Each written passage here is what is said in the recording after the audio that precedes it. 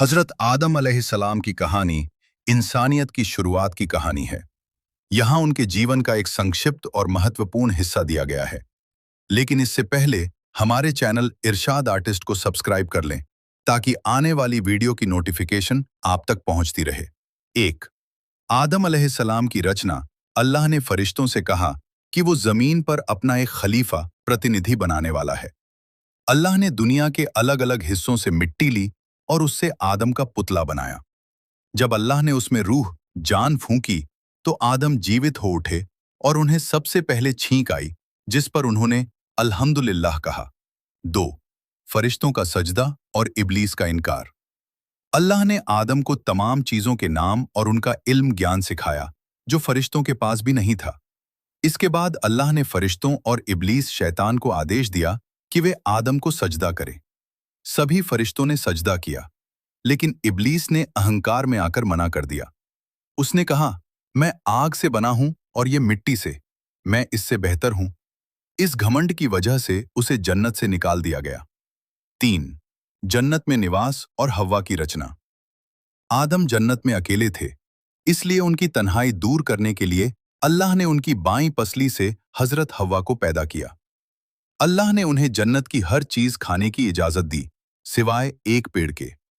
अल्लाह ने साफ चेतावनी दी थी कि उस पेड़ के पास मत जाना, वरना तुम जालिमों में से हो जाओगे। 4. शैतान का बहकावा। शैतान, जो आदम का दुश्मन बन चुका था, उसने जन्नत में घुसकर उन्हें बहकाना शुरू किया। उसने झूठ बोला कि अल्लाह ने तुम्हें इस पेड़ से इसलिए रोका है ताकि तुम हमेशा के लिए अमर, इमॉर्टल न बन जाओ या फरिश्ते न बन जाओ। आदम और हव्वा उसके झांसे में आ गए और उन्होंने उस मना किए गए पेड़ का फल चख लिया। 5. जमीन पर आगमन और तौबा। फल खाते ही उन्हें अपनी गलती का एहसास हुआ और उनके जन्नती लिबास उतर गए। वे शर्मिंदा होकर झाड़ियों से खुद को ढकने लगे। अल्लाह ने उनसे पूछा कि क्या मैंने तुम्हें रोका नहीं था? तब आदम और हव्वा ने सच्चे दिल से रो रोकर ये दुआ मांगी, रब्बना ज़लमना अनफुसना व इन लम तगफिर लना व तरहमना लनकूनन्ना मिनल खासरीन। ए हमारे रब, हमने अपनी जानों पर जुल्म किया। अगर तूने हमें माफ न किया और रहम न किया तो हम बर्बाद हो जाएंगे। अल्लाह ने उनकी तौबा कबूल कर ली, लेकिन उन्हें एक निश्चित समय के लिए दुनिया जमीन पर भेज दिया गया। 6. जमीन पर जिंदगी। हजरत आदम और हव्वा दुनिया में आए और यहां से इंसानी नस्ल शुरू हुई। उनके कई बच्चे हुए, जिनमें हाबील और काबील का किस्सा बहुत मशहूर है।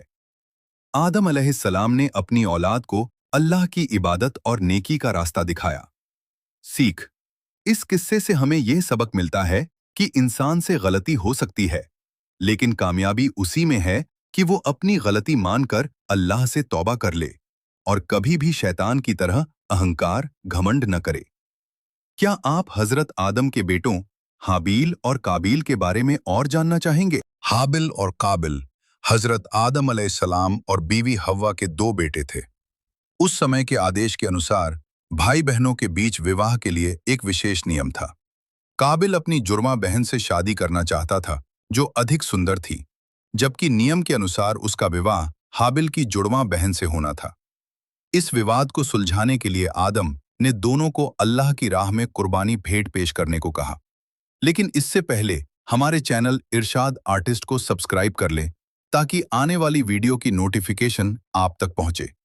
कुर्बानी और हसद। हाबिल, वो एक चरवाहा था और उसने अपनी सबसे अच्छी और स्वस्थ भेड़ अल्लाह की राह में पेश की। काबिल, वो एक किसान था, लेकिन उसने नेक नियति नहीं दिखाई और अपनी सबसे खराब या कम गुणवत्ता वाली फसलें भेंट की। अल्लाह ने हाबिल की कुर्बानी स्वीकार कर ली, लेकिन काबिल की नहीं। इससे काबिल के मन में हाबिल के प्रति गहरी जलन पैदा हो गई। दुनिया का पहला कत्ल। जलन और गुस्से में आकर काबिल ने हाबिल को जान से मारने की धमकी दी। हाबिल ने शांति से जवाब दिया कि वो अपने भाई पर हाथ नहीं उठाएगा, क्योंकि वो अल्लाह से डरता है। आखिरकार काबिल ने अपने भाई हाबिल की हत्या कर दी।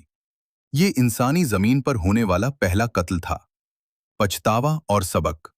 हत्या के बाद काबिल को समझ नहीं आ रहा था कि वो अपने भाई के शव का क्या करे। तब अल्लाह ने एक कौवा भेजा, जिसने जमीन खोदकर एक मृत कौवे को दफनाया। ये देखकर काबिल को अपनी गलती का एहसास हुआ और वो बहुत शर्मिंदा हुआ कि वह एक पक्षी से भी कम अक्लमंद साबित हुआ। इस किस्से से मिलने वाली सीख, हसद का अंजाम। जलन इंसान से बड़ा गुनाह करवा सकती है। नियत की अहमियत। अल्लाह केवल उसी की इबादत या कुर्बानी स्वीकार करता है जो सच्चे दिल और नेक नियति से की जाए। भाईचारा।